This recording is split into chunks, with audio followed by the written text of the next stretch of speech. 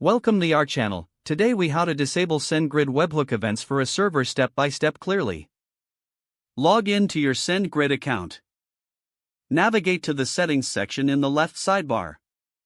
Select webhooks from the drop-down menu. Look for the event webhook option in the webhook settings. Click on the event webhook to open its configuration page. Locate the disable toggle switch at the top of the page. Click the disable toggle to turn off webhook events. Confirm your selection in the pop-up window that appears. Scroll down to see the list of webhook events. Uncheck any specific events you no longer wish to receive, if applicable. Save your changes by clicking the Save button at the bottom of the page. Check the status message to ensure that your changes have been applied successfully. Test your server to ensure that it no longer receives webhook events. Remember to monitor your server for any unexpected issues after disabling the webhooks. If the page does not load, refresh the browser or try again in a private or incognito window.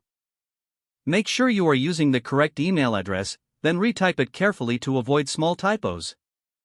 If your password is not accepted, use the reset option and create a new strong password you can remember.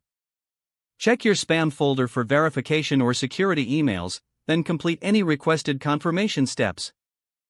Enable two-factor authentication if available to improve account security and reduce unauthorized access risk. After signing in, review your profile details so your contact information and settings are accurate and current. If you see an error message, note it down and try again after restarting your device and internet connection. Log out when you finish, especially on shared devices, to keep your account and payment information secure. If the page does not load, refresh the browser or try again in a private or incognito window.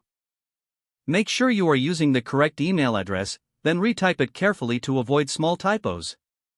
If your password is not accepted, use the reset option and create a new strong password you can remember. Check your spam folder for verification or security emails, then complete any requested confirmation steps. Enable two-factor authentication if available to improve account security and reduce unauthorized access risk. After signing in, review your profile details so your contact information and settings are accurate and current.